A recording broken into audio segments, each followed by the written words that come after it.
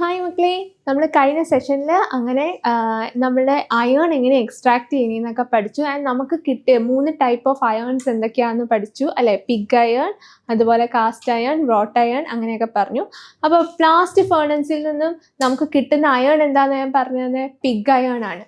അപ്പോൾ ഞാൻ ഒരു കാര്യം കൂടെ പറഞ്ഞായിരുന്നു. ഈ പിഗ് അയേൺ എന്ന് പറയുന്ന സംഭവം നമുക്ക് എന്താ പറയുക, അതിനൊരിക്കലും നമുക്കൊരു ഇൻഡസ്ട്രിയൽ യൂസ്ഫുൾ ആയിട്ടുള്ള സൈറ്റ് ആക്കാൻ പറ്റില്ല. ഒന്നാമത് തന്നെ ഭയങ്കര കട്ടിയാണ്, പിന്നെ അതിൽ ഇമ്പ്യൂരിറ്റീസ് ഭയങ്കര കൂടുതലാണ്. അതായത് 4% കാർബണും ഉണ്ട്, പിന്നെ ബാക്കി ഫോസ്ഫറസ്, സൾഫർ അങ്ങനത്തെ സാധനങ്ങൾ എക്സ്ട്രാ അഡീഷണൽ ആയിട്ടുണ്ട്.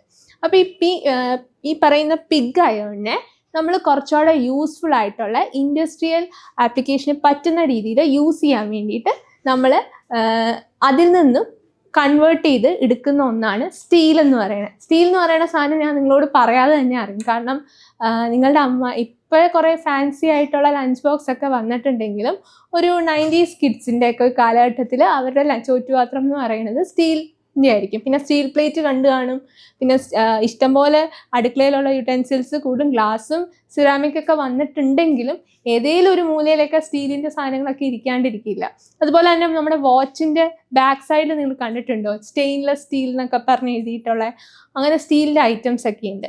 അപ്പോൾ സ്റ്റീലിനെ പറ്റി നമുക്ക് ഇനി നോക്കാം, എങ്ങനെയാണ് ഈ സ്റ്റീൽ എന്താ സംഭവം എന്ന്. സ്റ്റീൽ ബേസിക്കലി ഒന്നുമല്ല, ഈ പറയുന്ന പിഗ് അയേണിൽ നിന്നും നമ്മൾ ഡിറൈവ് ചെയ്തെടുക്കുന്നതാണ് സ്റ്റീൽ എന്ന് പറയുന്നത്. അതായത് ഇതിനകത്ത് പിഗ് അയേണിൻ്റെ കൂടെ കുറച്ച് കാർബണും നമ്മൾ ആഡ് ചെയ്യുമ്പോൾ അത് ആ സ്റ്റീലിനകത്തുള്ള 2 കമ്പോണൻസ് എന്ന് പറയുന്നത്, ഒന്ന് നമ്മുടെ iron which is pig iron, 2 നമ്മളുടെ കാർബൺ. ഈ രണ്ടും കൂടുന്നാണ് പിഗ് അയേൺ സ്റ്റീൽ എന്ന് പറയുന്നത്. അങ്ങനെ നോക്കിക്കഴിഞ്ഞാൽ ഈ കാർബണിൻ്റെ ഡെപ്പോസിറ്റ് അനുസരിച്ച്, കാർബണിൻ്റെ ഇതനുസരിച്ച് നമ്മളുടെ കാർബണിൻ്റെയും ബാക്കിയുള്ള ഇംപ്യൂരിറ്റീസിൻ്റെയും ഡെപ്പോസിറ്റ് അനുസരിച്ച് അയേണിൻ്റെ കാര്യത്തിൽ 3 ഡിവിഷൻസ് ഉണ്ടെന്ന് ഞാൻ പറഞ്ഞു. അതായത് പിഗ് അയേൺ ഉണ്ട്, അതുപോലെ തന്നെ കാസ്റ്റ് അയേൺ ഉണ്ട്, റോട്ട് അയേൺ ഉണ്ട്, അങ്ങനെ 3 ടൈപ്പ് ഉണ്ടെന്ന് പറഞ്ഞു. ഇതുപോലെ തന്നെ സ്റ്റീലിൻ്റെ കാര്യത്തിലും കാർബണിൻ്റെ ഡെപ്പോസിഷൻ അനുസരിച്ച് നമുക്ക് ഡിവിഷൻസ് ഉണ്ട്. അപ്പോൾ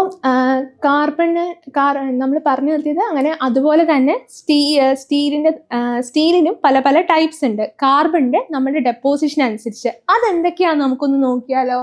അതായത് കേട്ടോ, ഈ ഒരു ടേബിൾ, ഇങ്ങനെ ഒരു ടേബിൾ നിങ്ങളുടെ ടെക്സ്റ്റിലും നിങ്ങൾക്ക് സുപരിചിതമാകും. സെയിം ടേബിളാണ് ഇതും. ഓക്കെ, ഇതിനകത്ത് നമുക്ക് 3 ടൈപ്പ് പറയുന്നുണ്ട്. ഒന്ന് വരുന്നത് mild steel, 2 medium steel, 3 high carbon steel. എന്താണ്? 1 മൈൽഡ് സ്റ്റീൽ, 2 മീഡിയം സ്റ്റീൽ, 3 വരുന്നത് ഹൈ കാർബൺ സ്റ്റീലാണ്. ഇത്